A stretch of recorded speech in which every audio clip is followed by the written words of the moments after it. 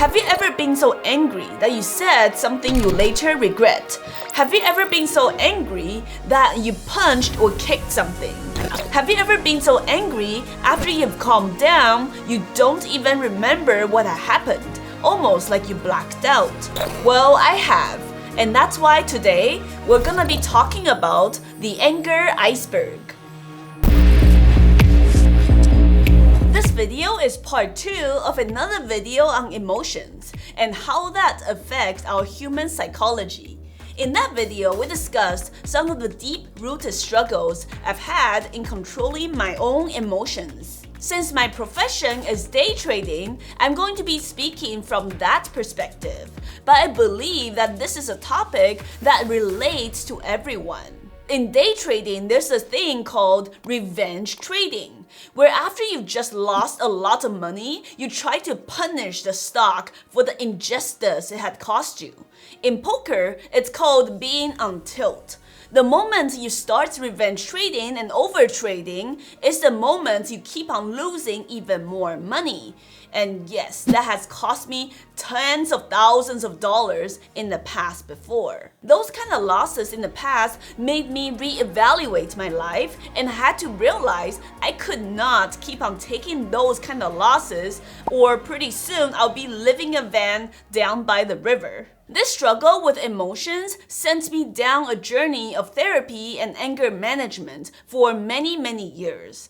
Initially, I entered therapy in order to become a better trader, but instead, I ended up becoming a better person, and that is far more valuable than anything I could gain in the stock market. In this video, once again, I'm opening up about my personal story, dealing with anger issues, and how that had really affected me as a day trader.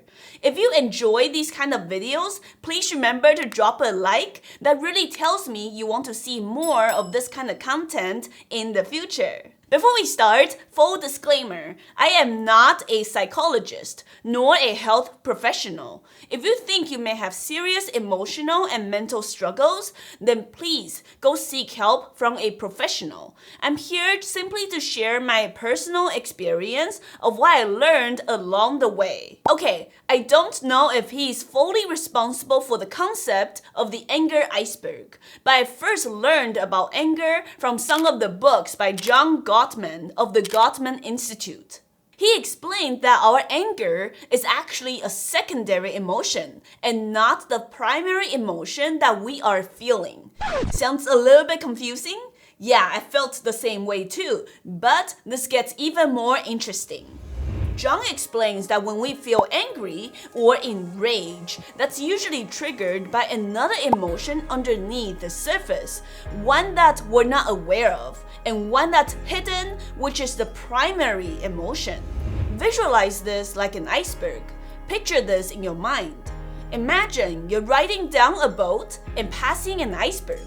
No, not that one. What you see is this mountain of ice surrounded by water. Did you ever ask yourself what is really underneath the tip of this iceberg?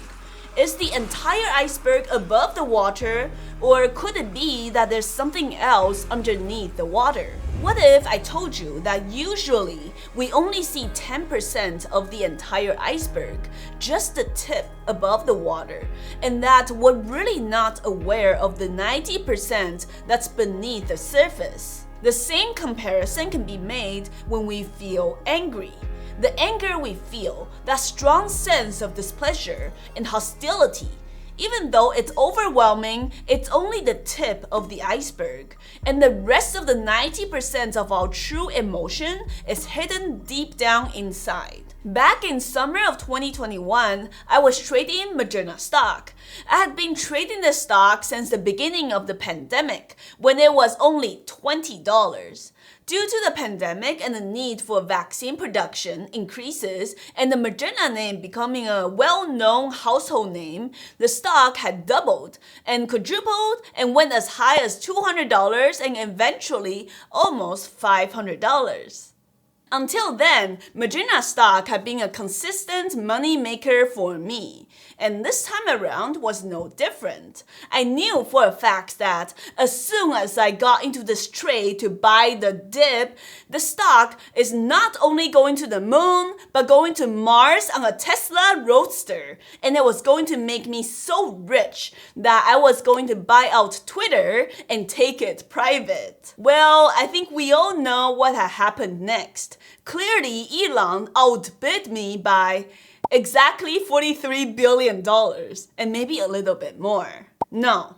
Instead, what happened is that Magenta stock tanked huge, from $500 down to $370s in 2 days. This is a crash of more than 30%. This is some penny stock level of a dump, and I was staring at my screen for a whole lot of big loss. I was definitely very, very angry. This trade wasn't supposed to go this way. There are so many reasons that this resulted in a huge loss. My slip-up of risk management, breaking my own rule of revisiting a trade after 3 losses, trading midday, and I just broke so many other rules that had kept me safe for so many years. But due to the rage and the hostile state of mind I was in, I blamed the stupid stock market. The market is rigged, it's the greedy market makers and the institutional selling. And I resorted to eating a whole carton of ice cream by myself, and I wanted to slap Chris Rock across the face.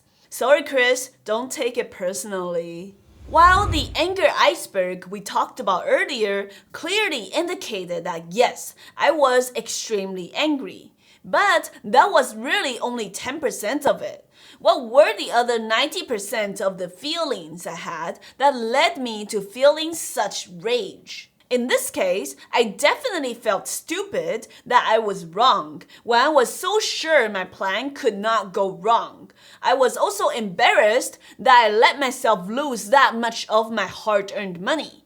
I mean, this is someone's entire year's salary that I had just lost in 1 day. And I also felt a lot of regret that I made a mistake that I haven't done in such a long time. And I knew that I learned better than to take on this kind of risk. But if I really felt all of these emotions I just mentioned deep down inside, why was I mostly connecting with this overwhelming sense of rage instead? Looking back now, I think it's because, as ridiculous as this sounds, anger is really there to protect us. It's our brain's way of keeping us safe from feeling all of those other raw emotions I just mentioned deep down inside. At the time, I didn't want to feel stupid, embarrassed, or full of regrets from that one losing trade on Magenta stock.